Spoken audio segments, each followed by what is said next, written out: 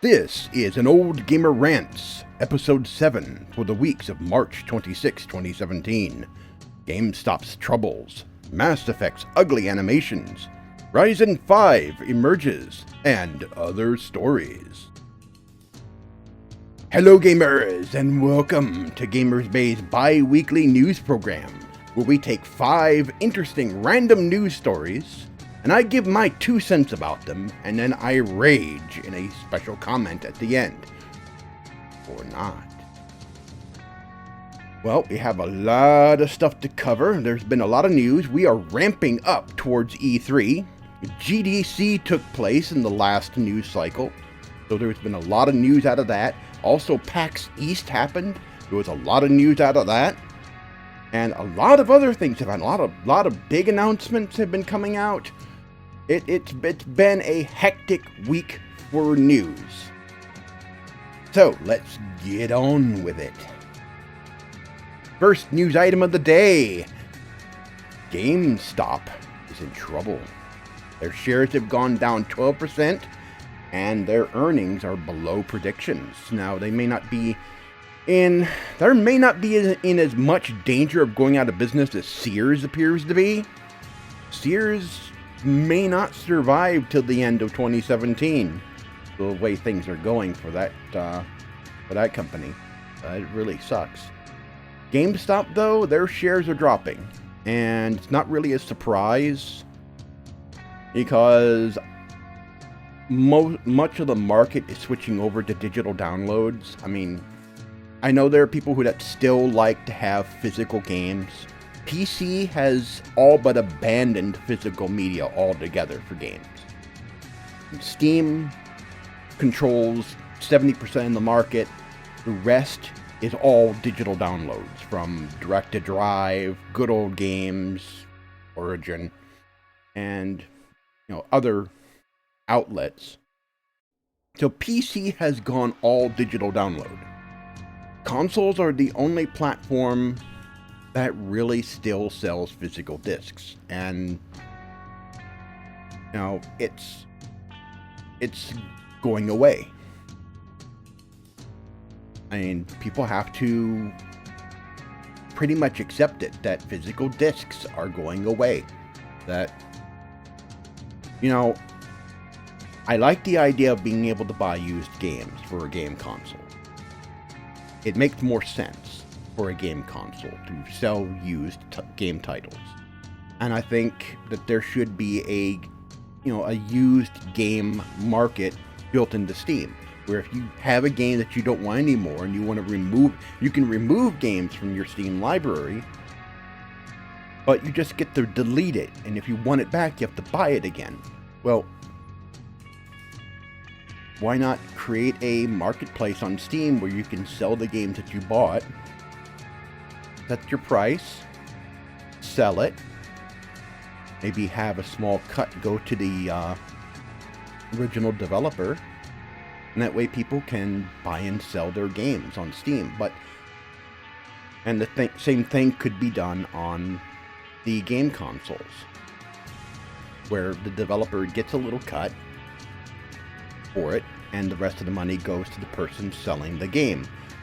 But I get that with used game sales, you get to play games that you ordinarily couldn't find or get most anywhere else, and you can get them for cheaper than you would getting them any other way. But that is going away. The physical media for consoles is going away. That's the direction the market is headed. People are preferring the convenience of downloading the games instead of going to the store and buying them. And that's why GameStop's in this situation. You still have people who like physical media. That's why they're still making some money. But you're going to see this trend continue to go downward as more and more people transition over to downloading their games. As consoles get bigger and bigger storage, now you can attach external drives to your consoles. We have a terabyte drive connected to our Wii U. We downloaded Breath of the Wild to that. and you can attach external storage to your PS4 and Xbox One. So you can have large drives there to download games to. So, no, that's the direction the market is going. Like it or not, physical media is going away. Same thing with DVDs and Blu-rays for movies. They're going away. It's going to take a little longer for 4K video because we need the bandwidth to be able to carry 4K video better. And right now, the ISPs in the United States are crap. But DVDs, Blu-rays, they're going away. You can get your movies in HD 1080p online with Vudu, Amazon Video, and other sources. Music CD sales have all but died. You've got music stores that have all but vanished except for a few. So you get your music online as a digital download almost exclusively now. So it's all going in that direction. And I'm not really surprised. And I'm not really surprised GameStop is struggling. I'm surprised they've lasted as long as they have.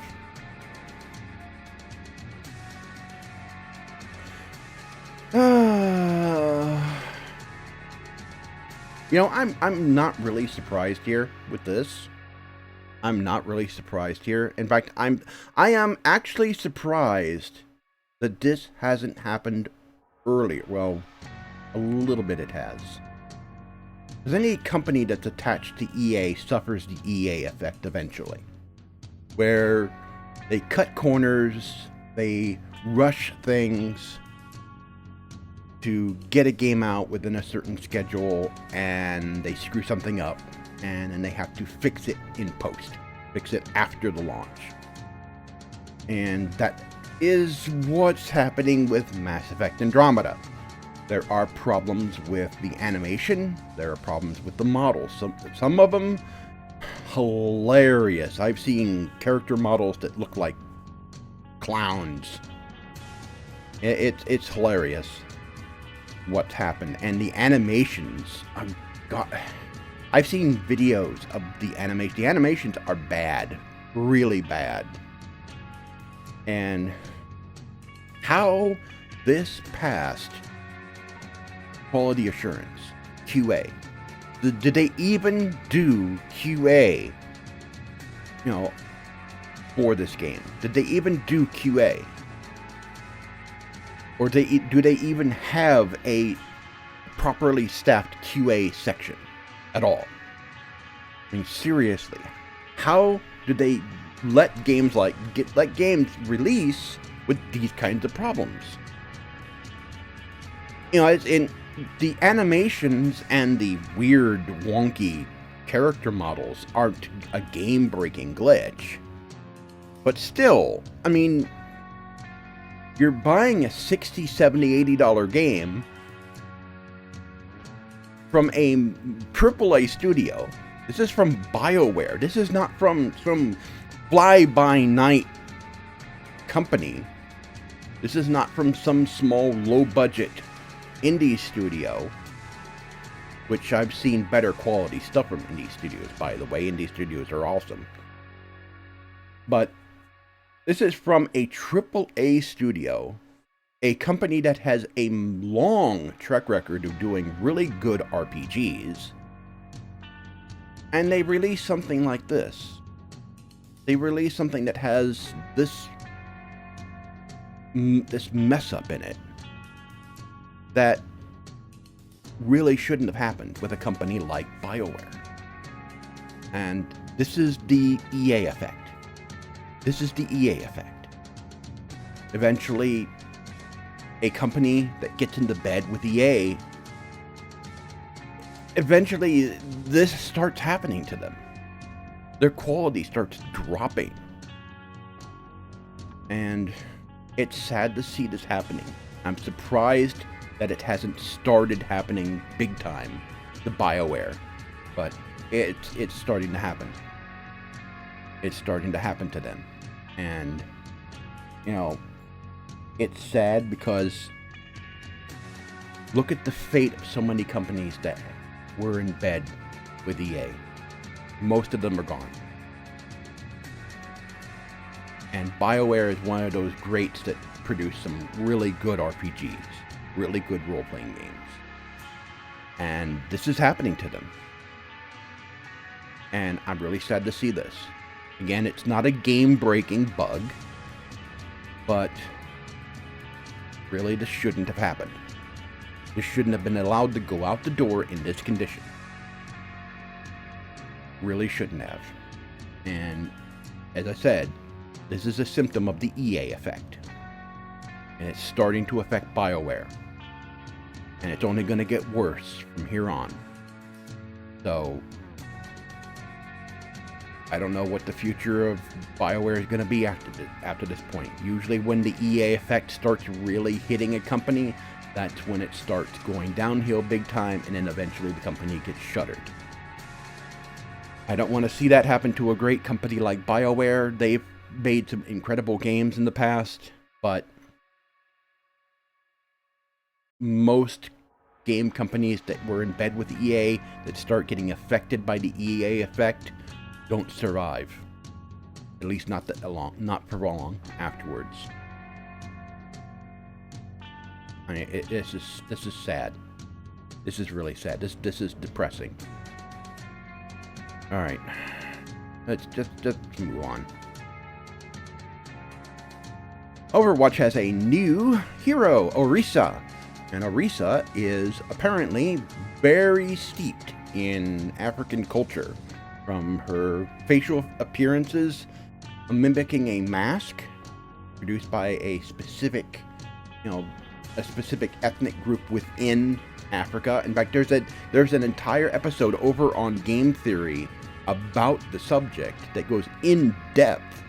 So Blizzard really does their homework. They really dig into cultural references, cultural inspirations when making their characters. And Orisa, the newest tank character that is not available for ranked games, but is available for other online games. Not available for ranked games, but other online game modes. And is a new tank character, like Bastion. No, not like Bastion, like yep. Now, I don't even have Overwatch yet. I need to get that game. But she's a new tank character, and very heavily inspired by African culture. Go check out the episode on Game Theory about her. That goes deeply in depth into the cultural references and history of Africa that Blizzard delved into in order to create her. And I think this is pretty cool, because I despise political correctness. I despise the social justice warrior ideology. But I am not against ethnic diversity. I am not against equality. I am not against, equal rights for people, regardless of skin color, regardless of religion, regardless of gender and gender identity. I am not against any of that stuff. I'm against the kind of forced equality that these groups represent. And I'm glad that Blizzard is bringing in Blizzard is bringing in diversity into Overwatch without making it forced. Without delving into SJW territory, without doing what Marvel did with their comic books of going, deep into neo-feminist bullcrap. And I'm glad Blizzard hasn't fallen into that trap, and that they are actually doing diversity right. They're doing it right. They're doing it tastefully. They are doing it where they're honoring. They are honoring the diversity of cultures. They're honoring the diversity of, of different religions, different faiths. Get my meaning. And I'm glad that they're doing that.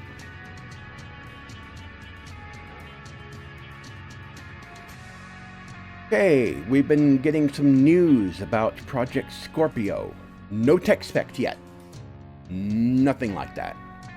What we've got so far is, one, that Microsoft may do a special Scorpio event before E3, which historically they've done a special event before E3 for their hardware. They've historically done this, so it is plausible that this will happen.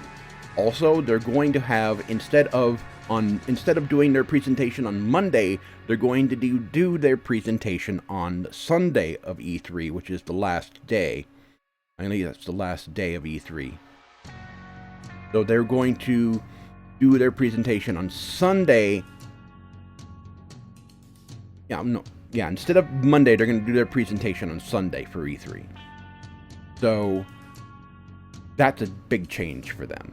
But likely going to do a presentation for Scorpio specifically before the opening of E3. So it'd be interesting to see what they do. I think it was wise that they held off releasing the console until after Sony released the PS4 Pro. PS4 Pro has been lackluster. Its main selling point is that it can do 4K video, 4K streaming, but it can't run games natively in 4K, at least not very well. It has to upscale. And that's different from rendering at 4K. There's a difference between rendering at 4K and upscaling. And I think Microsoft was wise to wait until after that happened, wise to keep developing. My prediction is they are likely going to be using a Zen APU. That's my prediction. That they're going to be using one of AMD's new Zen APU architecture, which is a good thing. So hopefully we'll get more details on that day before E3 that they will hold that event. And my prediction is we won't see them using a Ryzen processor and a Radeon GPU, separate Radeon GPU.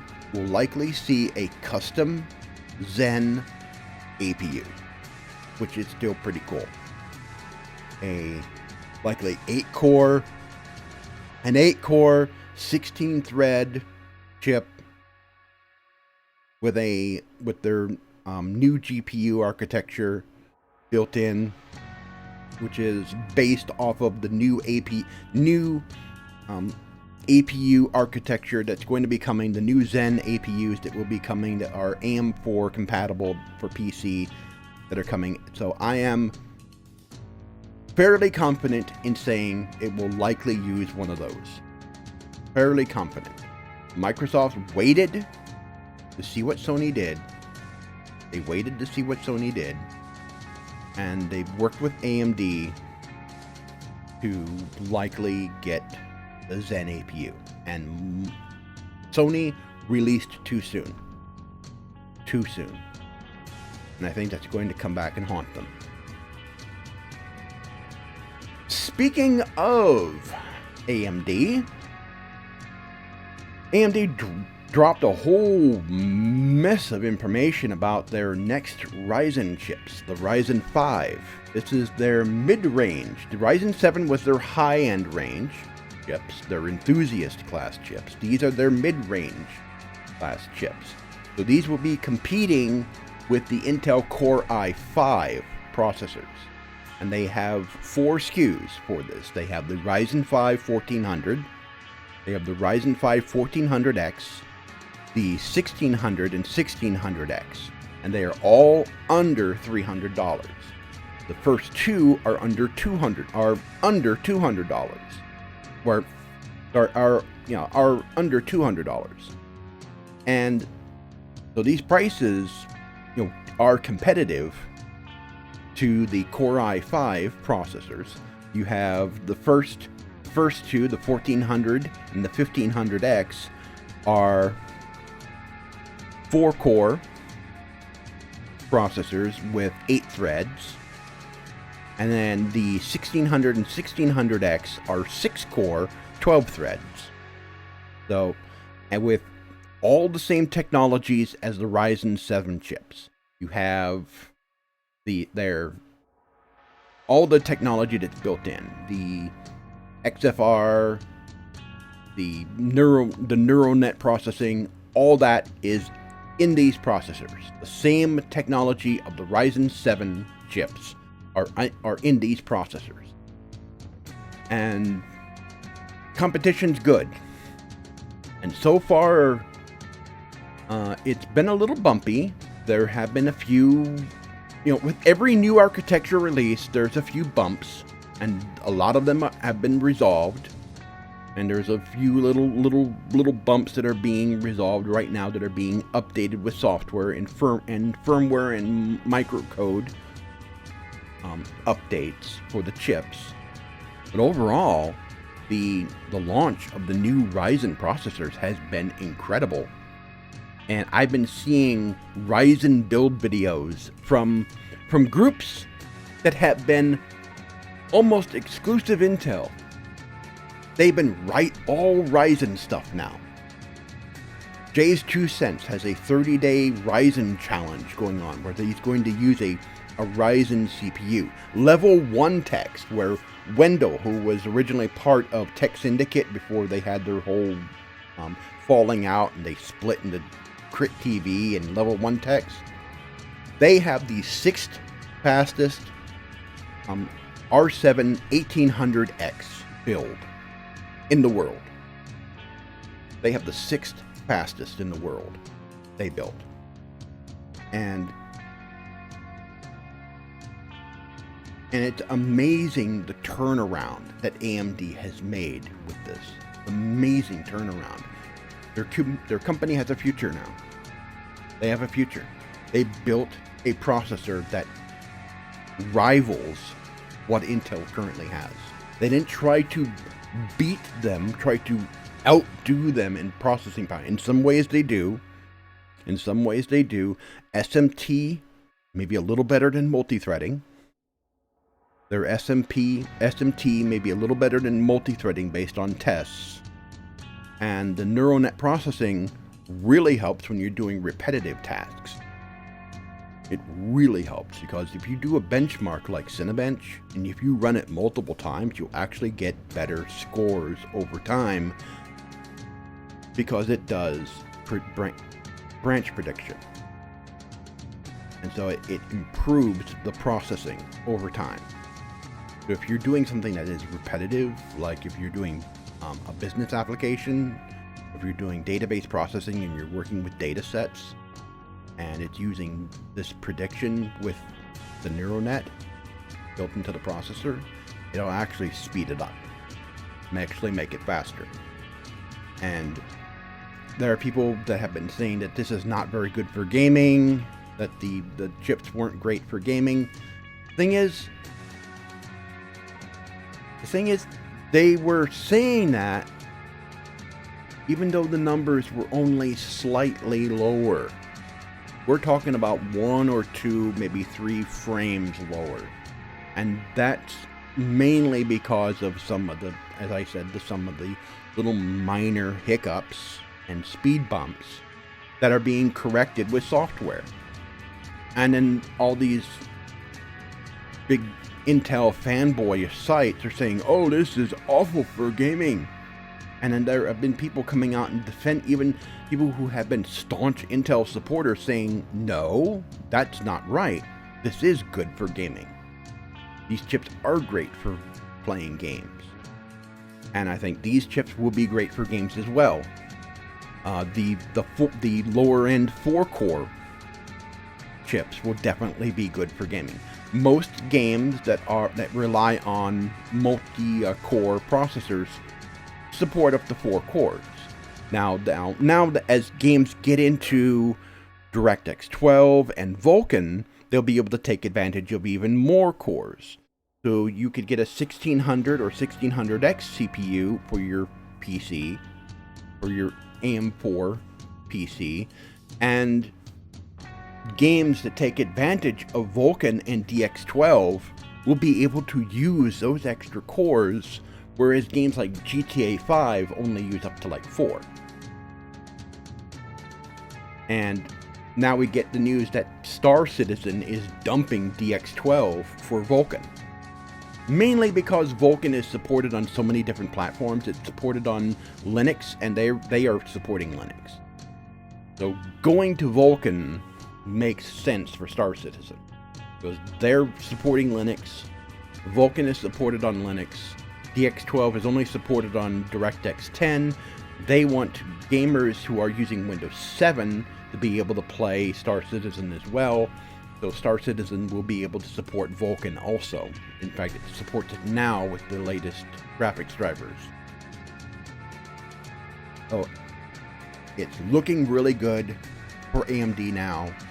The Ryzen 5 opens the door for people who are looking to build a lower budget PC, looking to build a real console killer. And the Ryzen 3 will be out maybe in a couple of months. We're getting an announcement from them, and those are for the much lower end machines. We'll be looking at 4-core systems there, whereas the i3 chips are typically dual core chips. They'll have chips around the same, they'll competitively priced with 4 cores competing with i3 processors, and possibly outperforming them. So it'll be interesting to see when the Ryzen 3 chips are finally announced and how they stack up to the current gen Intel Core i3 chips. But this is looking good for AMD. This is looking really good for AMD. I am very happy with what they've been doing so far. You know, and there's been some issues with overclocking. Again, as I said, it's a new architecture. Software, the BIOS, the firmware, the microcode has to be tweaked. But overall, it's been a good launch. These chips have been really doing well, and I am impressed. I'm impressed. AMD is back. AMD is back. Yes! This has been rumored for a long time, and I have been waiting for this. I wasted many an hour in the 90s on dial-up modem, playing Starcraft, the original Starcraft and Starcraft Brood War. And now a HD remaster of the original Starcraft is coming out this summer. No word yet on what the price will be for this. It keeps the original game's aesthetic, improves the textures, improves animations, and some lighting, and it's designed for modern systems, so you can run it on your modern hardware. It will display in 4K, has 4K support, and you know, it's not, they did not take it 3D like they did with StarCraft 2. They didn't take it 3D, which would have been nice, but I like how they kept it to the original aesthetic, the original, you know, almost 2D-ish looking sprites of the original, but they did a lot of improvements to the animation quality and the texture quality in the game. I like how they did that. How they kept the original spirit of the first StarCraft game. This game did a lot. This game did a whole lot. It ushered in the era of esports. We have always had competitions. We have always had game tournaments. We've always had those, but we haven't had anything like esports before. This game ushered in that era. This created the esports era. How many other games can you watch being played on TV 24/7? Not here. You have to be in Korea. But how many games? And a game that is almost over 20 years old, still being played by people, being played internationally, and being played on television in big competitions for real money, serious money. Starcraft started that, and it's still popular. Now most have moved to Starcraft 2, and Starcraft is still immensely popular in Korea, and it's still played in esports tournaments all over the world. But now it's back in an HD form for modern systems.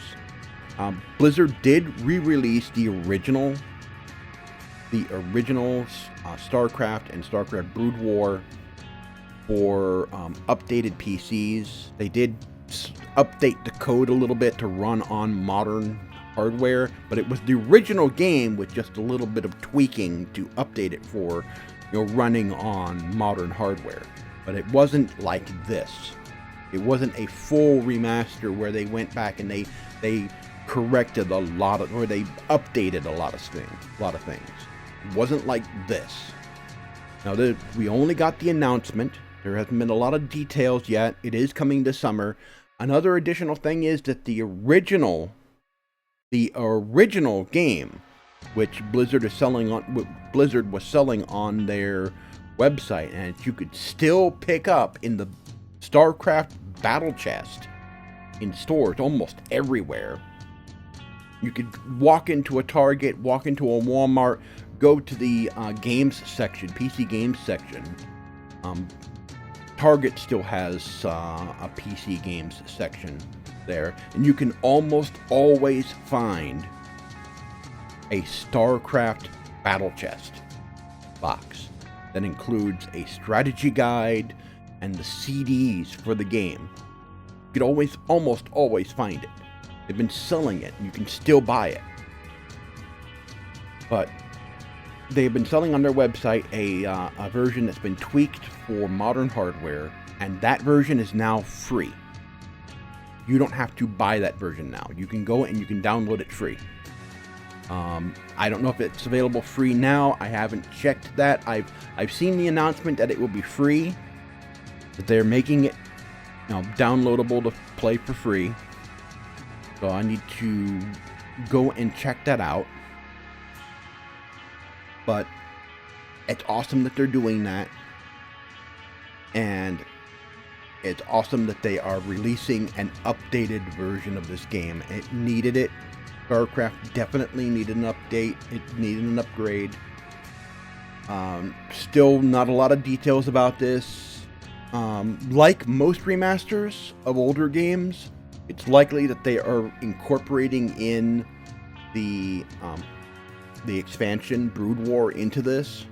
So it's not just the base game, it's also the Brood War expansion included.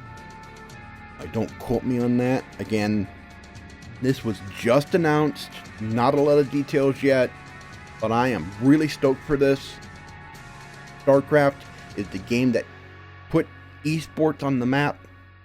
This is the game that really defined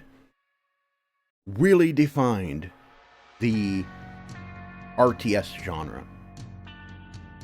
It created such an incredible formula that so many other companies have tried to mimic and not gotten right. I am really stoked for this. I'm really happy for this. I mean, I knew, I had a feeling this was coming. I heard rumors it was coming, but damn, Blizzard. Whoa. Anyway.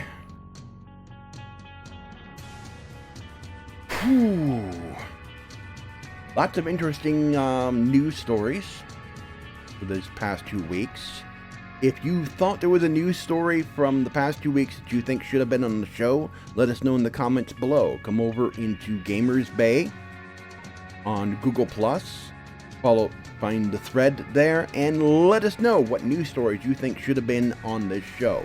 If you think there was something that was better, something that was bigger news, let us know. If you think there was better news, share that information on Facebook and Twitter as well. Also, if you find any interesting news items, send them to me in Twitter, and send them to me via hashtag GamerRants. Use hashtag GamerRants and send me links via Twitter, interesting news items. And I may use them on the show, and if I do, if you want me to, I will quote, who they came from. So, submit your ideas for news for the show, and thanks for watching, and I will see you guys in about 2 weeks.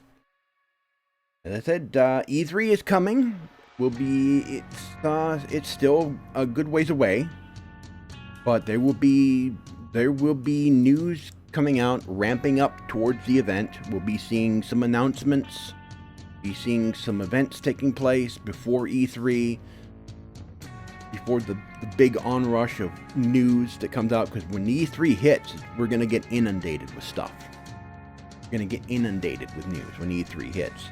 But leading up to it, there's going to be announcements made, there's going to be things happening, there's going to be a lot of stuff coming. So thanks for watching. I'll see you guys next time. Peace.